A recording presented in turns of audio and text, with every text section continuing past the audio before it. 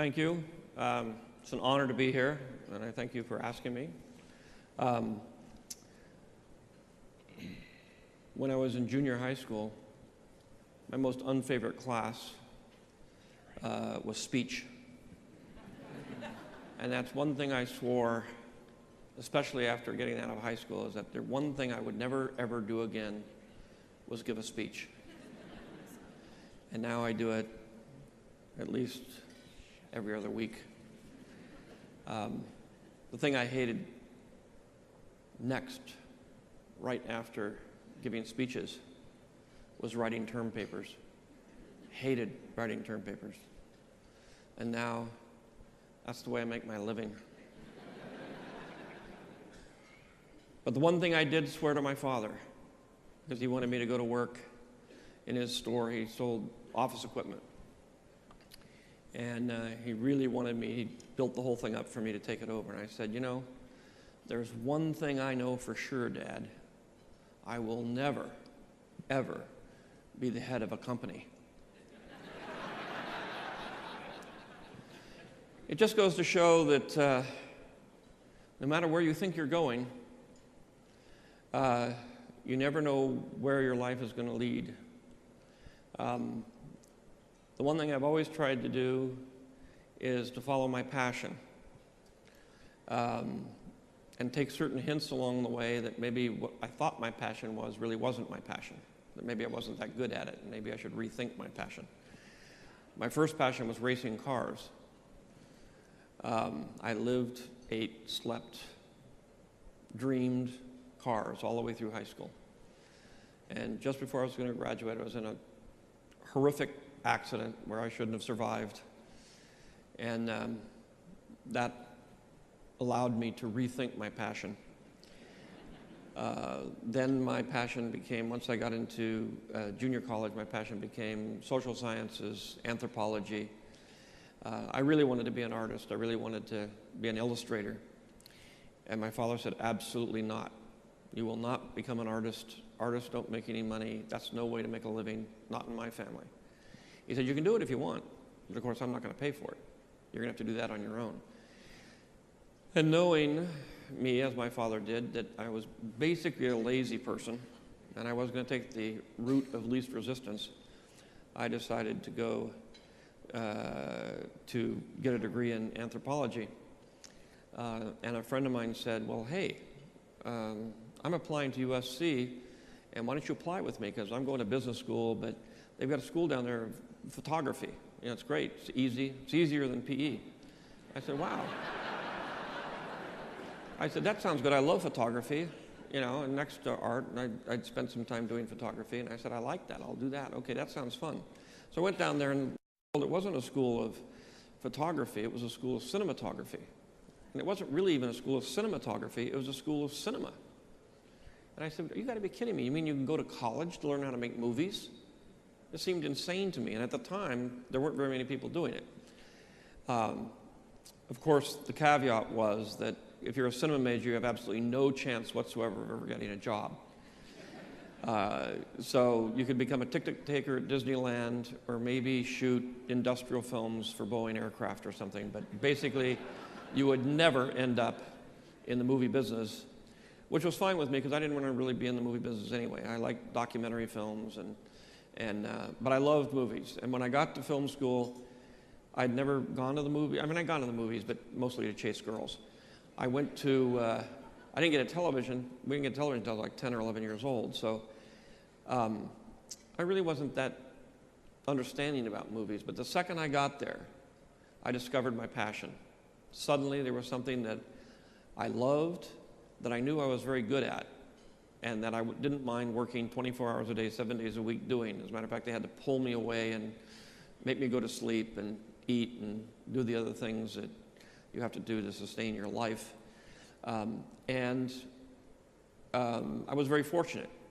I was very fortunate. I found something that I just cared about so much that nothing else mattered. And if I didn't make a dime, if I, was just going to be a bum the rest of my life and struggle to make movies, that's what I wanted to do. Then I went on to my third film, which was about which is kind of hard to describe because I always described it as a space opera, and everybody would say, well, what in the world is that? Is it science fiction? I said, no, it's not science fiction. And they said, well, what's it about? And I said, well, it's about an 8-foot-tall furry dog and his pal who fly around in spaceships, and a kid from a farm that goes and chases a guy who looks like a samurai warrior. And they said, well, fortunately I found somebody who believed in me as a person and said, I don't care what that movie is, because it certainly does not make any sense to me. But I saw American Graffiti, and I liked it, and I think you're a really talented guy, and I'm willing to take the chance on you as a human being, as a person, because the project doesn't make any sense at all.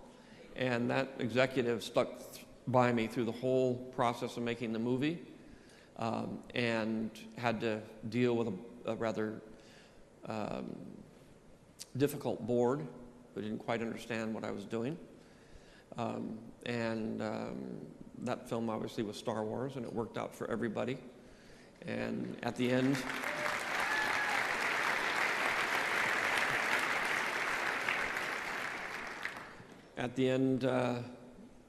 everybody profited a great deal. But up until, well, I didn't believe it was going to work until really after about a month of it being released. I said, science fiction films, they always do well in the first couple of weeks. And as opposed to today, Star Wars was only released in 32 theaters. Now they're released in like 7,000 theaters. And so it was a whole different kind of marketplace. And just because in 32 theaters it was successful, it was going to be successful everywhere. But as it turned out, it was. I guess the crux of my story is that based on nothing is easy, you're always going to have to fight for everything you need. If you're really lucky, you can find somebody who believes in you. And if you're persistent enough and you can prove that you can produce the goods, I tell my kids, I said, the reason you're going to school is because at some point you're going to get up to bat. And you don't get up to bat very often. And if you can't at least hit a single because you haven't been practicing, you're going to get struck out. And that'll be that. And you don't get very many chances up there. So I said, I didn't do very well in school. I did pretty well in college. But I did learn enough that when I got to bat, I was able to get on base. And then I figured it out. And so the next time I got up to bat, I was able to hit a home run. And then the next time I was able to hit it so far they couldn't find the ball. And you can't do that if you haven't prepared yourself. And I know this is, for most of you, old hat corny stuff, but this is more for the young people who are still facing all this reality and wondering why they're doing it. But the success doesn't come through magic. It only comes through hard work. So, because I hadn't really gotten into this business to make a fortune in the first place, I wasn't really that bothered by the fact that I could conceivably lose my fortune simply by making something that I wanted to make, which is my father warned me. One of the things my father told me when I was leaving home, which is never, ever go into business doing your hobby. And, as it turned out, I loved my business so much it became my hobby, and I was able to make that mistake, which you always make when it's your hobby, which is to spend way too much money, take too much risk. And in this case, fortunately, I was able to have it work. And Phantom Menace actually is the most successful of all the Star Wars films. But you, in that particular way, even though I was sure that I would be okay, I was taking tremendous risks.